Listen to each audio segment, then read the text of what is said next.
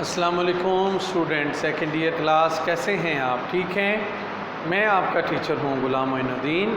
آج بیٹا ہمارا جو ایجوکیشن کا لیکچر ہے وہ لیکچر نمبر 23 ہے، چیپٹر نمبر 1 ہے۔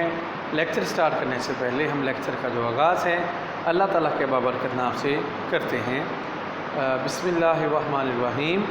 آج ہمارا جو کوشچن ہے بیٹا، ابن سینا ایک مفکر تعلیم ہے، ثابت کیجیے۔ ابن سینا ایک ہے مفکر تعلیم ہے، ثابت کریں۔ اب ابن سینا کی سب سے پہلے تعلیمی تصورات کیا ہیں؟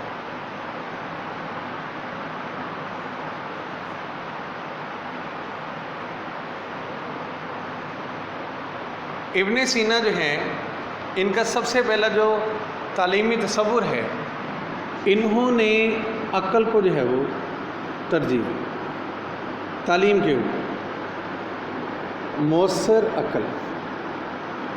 اب آپ کیا کہتے ہیں کہ جو ایک عقل ہے، انسانی عقل ہے، اس کے ذریعے انسان جو ہے وہ علم کو جو ہے وہ حاصل کرتا ہے۔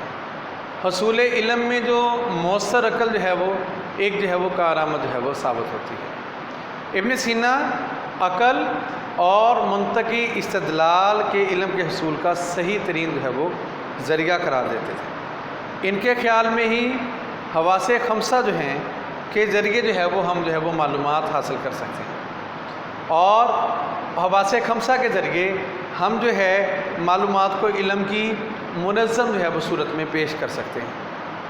عقلی اور منطقی استدلال صحیح معیار تعلیم اور علم کی بنیاد ہے۔ ابن سینا کیا کہتے تھے کہ علم کا جو سرچشمہ ہے وہ مؤثر عقل ہے۔ علم کا جو سرچشمہ ہے وہ ایک مؤثر عقل ہے، جس کے نتیجے میں ہم آہنگی کے نتیجے میں جو ہے وہ علم حاصل ہوتا ہے، اور ایک جو ہے وہ عقل مؤثر انسان کے طبعی ملان اور فطری صلاحیت کے ساتھ مل کر چھٹی حس کی جو ہے وہ صورت اختیار کر لیتی ہے، چھٹی حس کی جو ہے وہ صورت اختیار کر لیتی ہے اور علم کو بہترین انداز میں پھر پیش کرتی ہے۔ پھر آپ کا جو دوسرا نظریہ تھا وہ تھا تصور قدر۔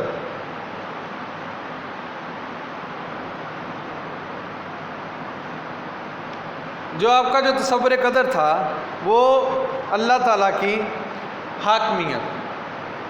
اب اللہ تعالیٰ کی حاکمیت اور انسان کی عبودیت یعنی کہ عبادت، وہ اس کا محور تھا اس نظریے کا، اور نظام تعلیم میں اسی قدر کو نصب العین کی حیثیت حاصل ہو۔ عبادات اسلامی کی پابندی، فکر و عمل میں خلوص اور رضائے الہی کو مقاصد تعلیم میں بنیادی اہمیت حاصل ہے۔ اس کے بعد ابن سینا کے نزدیک مقاصد تعلیم کیا ہیں؟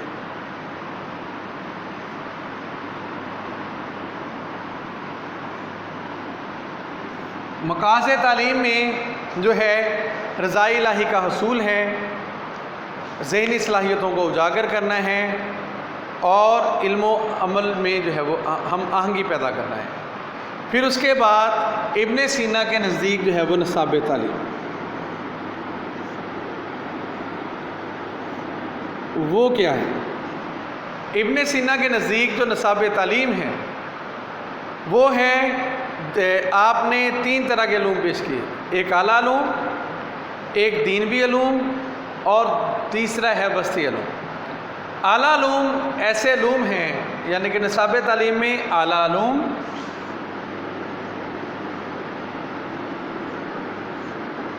دینوی علوم اور وسطی۔ اب اعلیٰ علوم میں جو ہے وہ یہ ایسے علوم ہیں جو حکمت و دانش پر مبنی ہیں۔ ان میں فلسفہ، منطق، اخلاقیات جیسے جو ہے وہ علوم شامل ہیں، جن کا جو ہے وہ مادے سے جو ہے وہ کوئی تعلق نہیں ہوتا۔ اس کے بعد دینوی علوم ہیں جن کا تعلق مادے سے ہوتا ہے، جس طرح کیمیا، علم جو ہے وہ طبیات اور علم جو ہے وہ طب ہے۔ اور اس کے بعد وسیع علوم جو ہیں، وسیع علوم میں وہ علوم شامل ہیں جو بعض خصوصیات اور پہلوؤں سے جو ہے وہ مادی دنیا سے جو ہے وہ تعلق رکھتے ہیں، ان کو جو ہے وہ وسیع علوم سے جو ہے وہ کے نام سے جو ہے وہ پکارا جاتا ہے۔ اس کے بعد ابن سینا کا حکمت تدریس۔